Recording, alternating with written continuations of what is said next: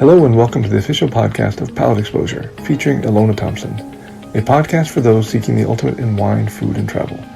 Each week she interviews winemakers, chefs, celebrities, and a variety of guests that shape the way we enjoy life. Yes, the stock reds. 3 beautiful bottles in front of me. Maritana, Terminum, and Secret Door. And we're starting with Maritana LaRousse. That's right. Maritana LaRousse Pinot Noir 2017. So 3 vineyards brought together here. And again, because this is a question I'm asked a lot, I really want to make sure I include it. And that is, what is different about this versus the Patz and Hall stuff that I used to be involved with? And I really wanted to try out a couple of things that I felt brought to the table as that Pinot perfume, that character that is so haunting about Pinot Noir that you just can't get from any other grape varieties. And so where I'm looking for developing that Pinot perfume character is by a different type of fermentation with a significant portion of whole cluster. So I'm using about a third whole cluster this year. So clusters go directly into the fermenter. The remaining 2/3 are destemmed and then go into the fermenter. And the reason I'm being technical about this is to clarify what I mean. Literally, don't do anything to the clusters. You don't strip the grapes off. You put the stem and the whole thing right into the fermenter. And why does this make more perfumey character is an interesting question. It probably is some combination of the way the fermentation happens inside a grape that's whole versus one that's crushed, and probably something to do with the stems themselves. This isn't something where there's a lot of scientific evidence or methodology behind it. It's experiential. You can taste and smell it. It tastes and smells different. I'm prepared to change my thoughts on this if there's actually at some point in the future scientific proof or a methodology that's tried and true and that can be replicated. That's fine. But what I've been experiencing is that this whole cluster thing really has brought out that perfumey character. So I've increased it for 2018 up to 50%, and I think that it's working beautifully. The second part is where at Patz and Hall we would use 30 to 40% new barrels. I actually like the impact of new barrels on red wine a lot, and so I'm using a significant amount here of new barrels, probably 75% in 2017. I was still in the haunting part. I'm making a blonde joke here. For those of you that haven't seen my picture, I happen to be a blonde. But really everything you said is highly instructive. I think there's quite a bit of confusion around the stem inclusion, whole bunch fermentation. What you just very eloquently explained makes a ton of sense. This wine has so much structure, texture, depth of flavor. Do you attribute it in large part to this treatment, or? Okay, well, now we're going to start a different conversation, which is, which is more important, place or process, and I think both are important. In this particular case, the Russian River character is really coming through. There's nice acidity and focus, and there's this delicacy that's tricky to get with Pinot Noir, even in Burgundy, let alone in California. And those are the things I've been looking for and really want to pursue. But I think that a portion of this characteristic is coming from the vineyard, and a portion of it is coming from the method that we're using for fermenting to bring it out. If it's strictly a winemaking trick, then it's less interesting to me than it is if it's something that comes from the characteristics of the vineyard as well. It's very earthy.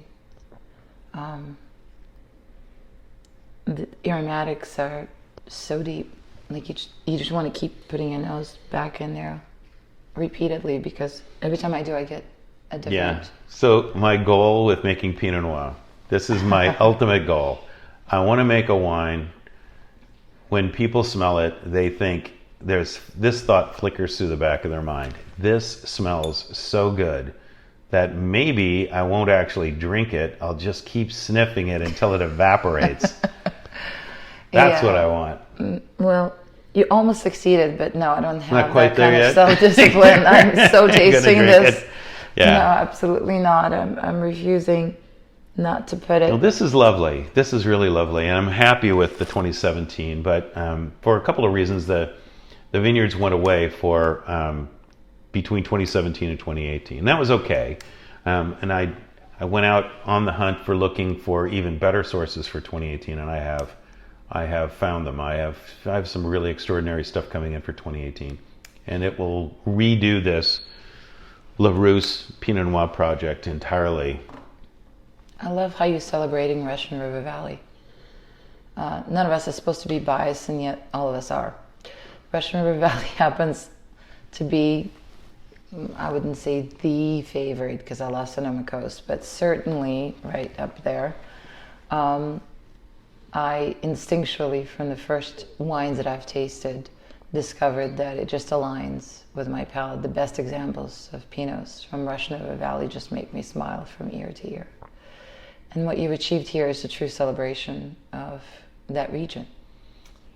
I love the Russian River. I mean, it's really an easy place to love. It's beautiful. It's got the river, of course, but it's also got hillsides and rolling pasture land and all kinds of apple orchards. All these things are kind of all caught up in the Russian River, and it's such a intriguing area. It's kind of hard not to fall in love with it if you start buying grapes and making wine from it. It's just an amazing place. Again, I mean, for you to single out just one region from Sonoma County where you've spent so much of your time, that says a lot. Well, Sonoma Coast is great. I like Sonoma Coast. There's nothing wrong with that. And there's other parts of Sonoma that are equally intriguing. But at some point, you have to draw lines and say, this is what I can do, and that is just too big an undertaking to take on all by yourself. Mm-hmm. So rather than running all over Sonoma County, I can focus in on a smaller area that I love anyway. So it all works out great that way.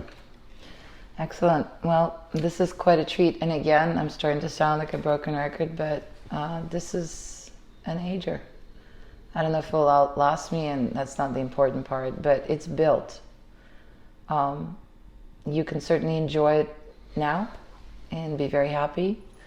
And you can also lay it down for a long time. And ideally, I mean, I don't know how you feel about that, but I always suggest when you love the wine, please don't buy a single bottle.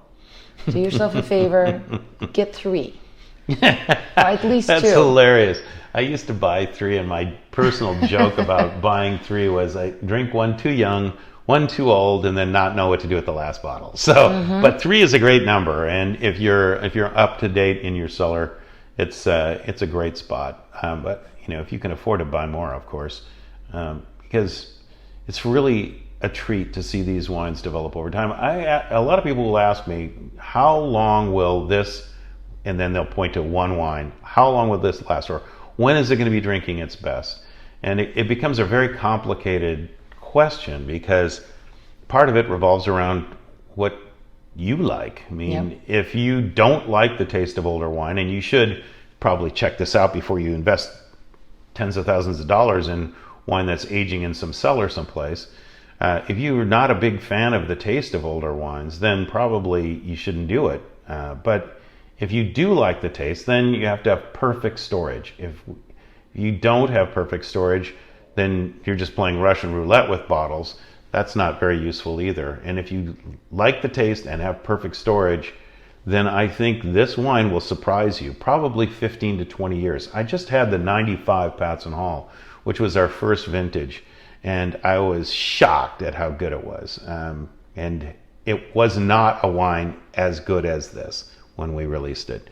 I got better fruit for the 2017 Maritana than we did in 1995. So wow. I'm very confident that this wine, if properly stored and you like the taste of older wine, will be thrilling. I highly recommend that You buy a minimum of 2, but really 3 is a... Cases, 3 cases. No, it's the kind of wine that I think will reward you very, very generously down the line, as fun as it is to taste when it's young. Then we go to Yes. the real baby on the table right now is the 2017 Terminum Syrah. This just was bottled last week. No, not last week. The week before last. Thursday, a week ago Thursday. And it's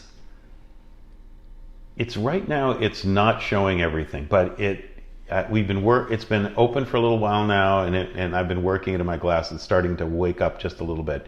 It needs another couple weeks. It's not really officially released until May anyway.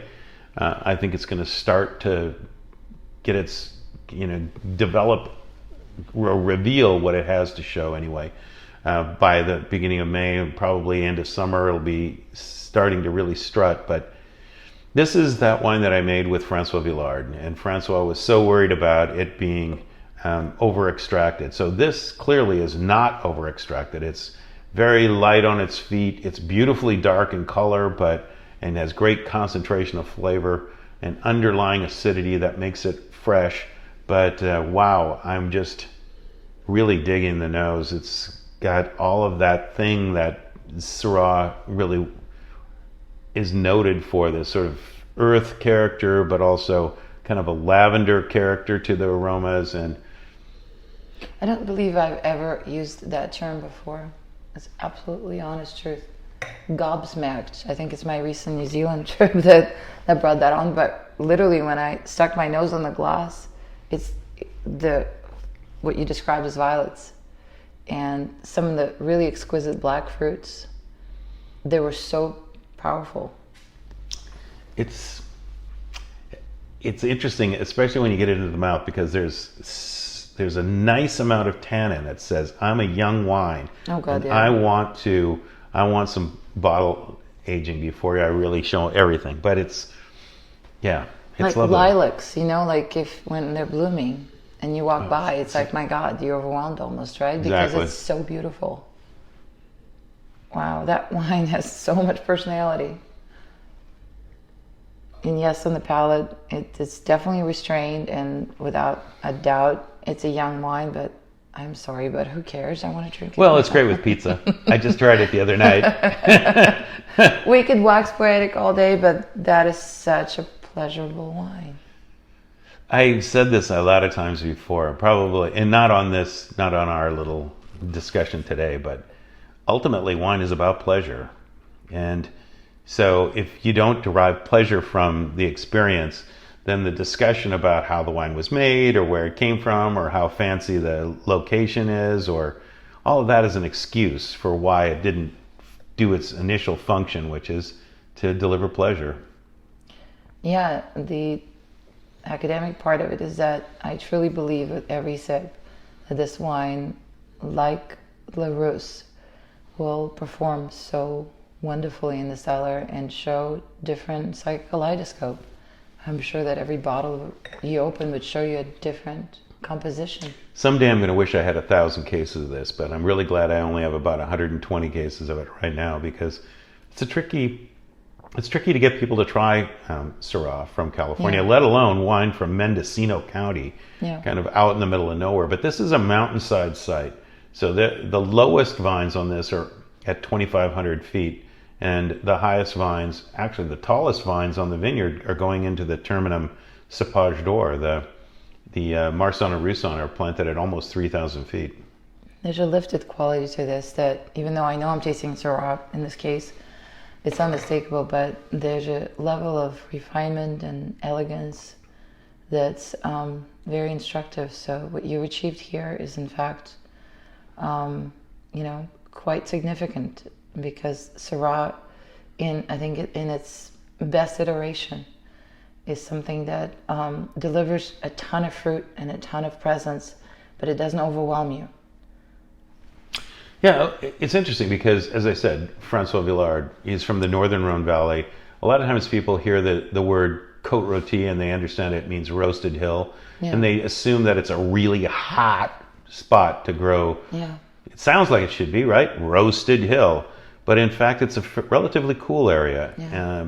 It's far enough up the Rhone Valley so that it gets a lot of influences off the Alps, and at least that's my understanding. And the end resulting wines from Côte Rôtie tend to be much more focused on complexity and subtlety rather than raw power. So I'm thrilled that this wine has turned out to have some of that signature, as well as flavors that remind me distinctly of California, because it's a California wine. I've said this before elsewhere as well, but not on this. And I kind of felt like I was, the chef from Ratatouille when we were making this, because I had no idea how to make Syrah, and I had no pretensions that I was a professional at every single thing. So it was fun to correspond back and forth, like almost minute by minute sometimes, with Francois about how the two of us thought we should proceed. And I basically used his template. We did some slight tweaks to it because we had equipment that was a little different from what he used. But basically, this is a Francois Villard wine made using Donald Patz as his Ratatouille chef. Did you just call him a rat? No, I didn't. I called myself a rat. No, it's just, we're kidding, of course. This is really a very stimulating exercise. I was so enamored with Larousse, and this is such a different animal, obviously varietally, but also stylistically. It just delivers a whole other set of stimuli. Well, we hope so. I mean, the difference between Pinot Noir and Syrah should deliver different flavors, right? I mean, you just look at the clusters between the difference in the clusters between Pinot Noir, which are like the size of a man's fist, and Syrah, which is like two men fists, one on top of the other. And the size of the berries are different, but there's a lot of tannin in Syrah. It can become too tannic if it's made without an idea towards producing a subtle wine, a wine of refinement, as opposed to simply, it's really easy because California can do that. I mean, that's the thing that California can do, and there's other warmer climates as well. Australia, for example, and parts of Argentina and Chile also in their warmer areas can do this. You can produce a wine of extraordinary power, but it's sort of like listening to Led Zeppelin really loud. It's kind of fun for a short period of time, and then the ears start to ring, and it's not as much fun. So listening to, I'm not saying Led Zeppelin at a lower volume is better, but listening to other kinds of music at more moderate volume levels sometimes is more satisfying and can be sustained, let's say. Well, that's very well put, and I am just really fascinated by how after 29 years we decided making a Pinot Noir and Chardonnay. Oh, well, so fair is fair. A whole other, fair is fair. I've known you for a while, and I know that you're all about quality and intent, but the proof is in the bottle. And here I'm tasting the finished wines, the finished reds for the first time at this moment, and there's so much going on in my mind right now because these wines are so fun. I use that word several times throughout the conversation. So in addition to all the collegial and kind of nerdy stuff that we've discussed, it's so fun to see your creation. The product went on behind your ears, I'm sure, or between your ears, excuse me. This had to have been some agonizing, projects for you because, this is something that, particularly with respect to Syrah and Cabernet, that you haven't yourself attempted. And this is the testament to whether it's going to materialize from conceptual to actual. It's true. So Cabernet, though, is, a wine that I bought in production, so I had a good sense of where it was headed. The 2017s have turned out beautifully as well, and I'm really responsible for everything from the start to the finish on that. But just to bounce back to the terminum for a second, I mean, it's actually better than I had hoped it was going to be, to be honest. you make small amounts because you're not entirely sure exactly what the results are going to be. And I'd never made Syrah before. I'd never made Marsanne Roussanne before, as I've said a couple of times. Yeah. And it's great to be able to try these out and then see how they turn out. And if you're happy with it, then great. And if you're unhappy with it, well, it's only 100 cases. So maybe somebody else can buy the wine from you and put it into their blend.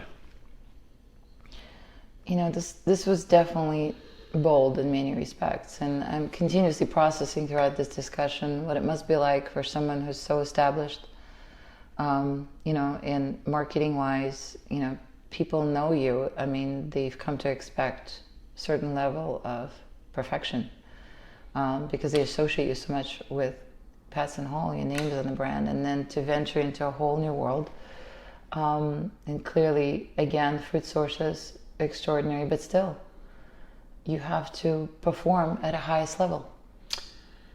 I was aware of that. Yeah. I mean, I really took it into consideration. I was very dedicated in 2017 and 2018, and I expect to every year, in maintaining quality in the vineyard. Because when it gets to the winery, then my part really kicks in. But if I don't have wonderful grapes to work with, then it's impossible. I was going to say it gets harder. It's literally impossible to make great wine out of mediocre grapes.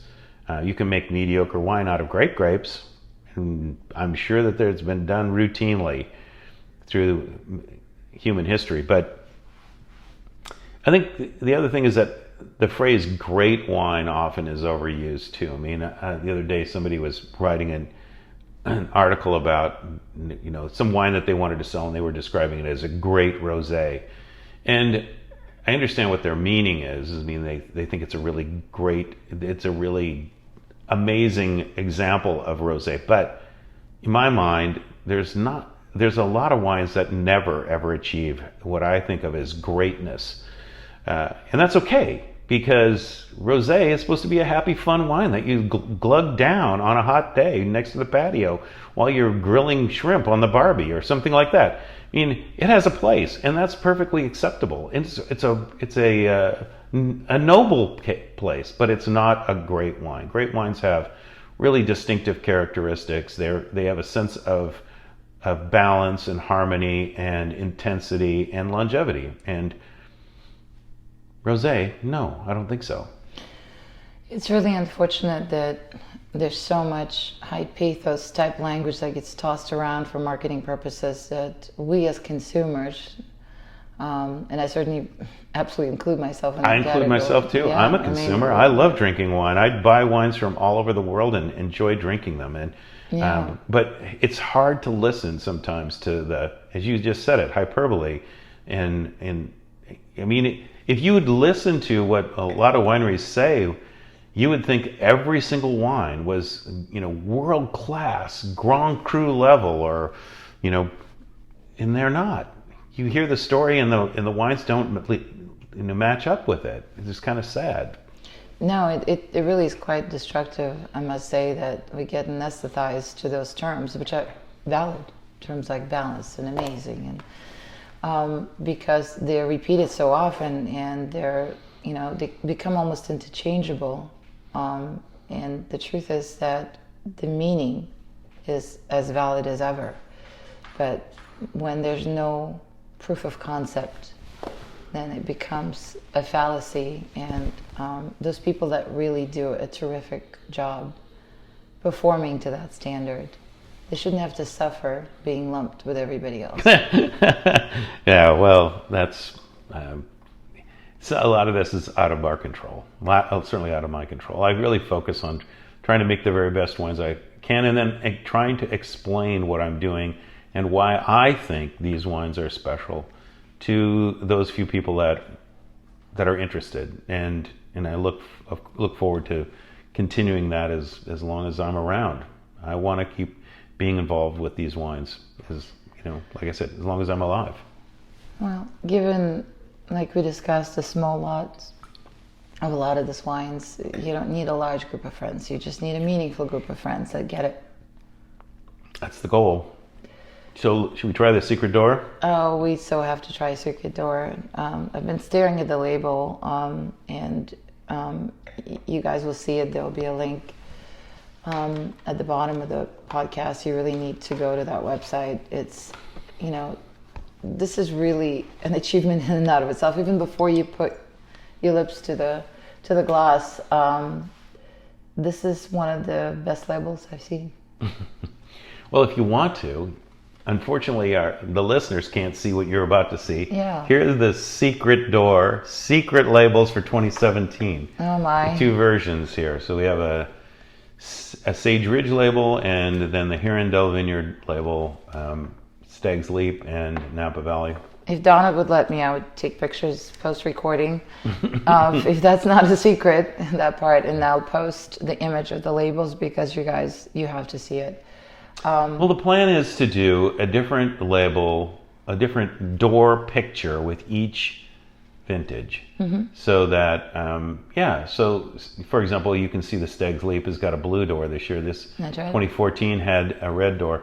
It's a totally different door. That one is from France. The reddish brown door that you see on the Sage Ridge, that's from India. A friend of mine was in India and took a picture of it, and I've got all the details. So I'm pretty sure we'll put it up on the website, although it won't be on the label.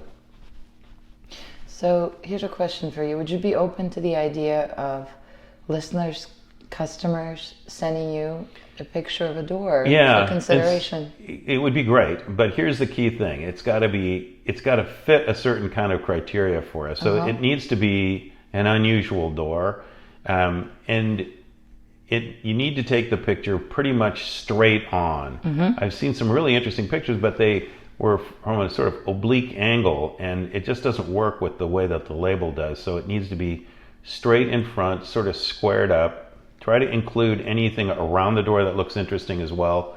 And sure, we'll take a look at it. I don't promise I'll use anybody's. If you send it to me, I'm not going to be obligated to do, but we will work out something. If I use your label, we'll figure out a way to compensate you in some way. Well, how about that incentive? At a minimum, I'm sure I'm speaking on Donna's behalf here, but half you'll get a bottle of wine. At least a half. At least a half bottle out of it. But how fun is that to participate potentially? Again, no promises. We're not obligated obligating Donald in any way, but I just think the fact that this could be an interactive experience. If somebody really captures a special door, they might wind up. Well, doors have become a big deal. I mean, if you go on Instagram and start casting around, if you haven't already, you'll be really surprised at how many accounts are dedicated to doors from different places around the world. So, yeah, some interesting stuff. I have a sudden urge to look because now you've whetted my appetite. This is really very striking. So it can't just be about the label, though. The wine inside has got to be special too. And I just tasted it again. Every time I try this wine, I'm really so pleased with the end result. And I'm hopeful that the wines that I'm creating for 2017 and 2018 can be of equal, if not, or perhaps even better character. But I'm really in love with these wines. So we're tasting 2014. As you pointed out, lot secret 1%. What does that mean? 1Z. Oh, 1Z. I'm sorry. Which it didn't occur to me, but if you say it fast, it starts to sound like 1Z. 1Z. Okay. Secret. That's what you were explaining 1Z. earlier. That is the lot and Z lot, and there's an X lot. X and X Z. lot. Yes. There is no Y because there is no answer to the question why. There's always a story. It's like unwrapping, a present, and there's a box, and there's a box within a box, and you just keep going. That's what it sounds like to me. So get ready, you guys. You get involved with Secret Door, it's a never-ending story. I think so. That's the plan. Yeah, we have some really interesting stuff coming up. I'm happy with all of the wines that we were just tasting through here, Alona, but I'm really happy with the fact that it was the first out of the gate with these 2017s, and I achieved probably 90+% of what I had hoped to be able to do with them, and that means there's still 10% to pursue. And I hope I never make the best wines I hope I don't know it when it happens, I guess, is what I'm saying.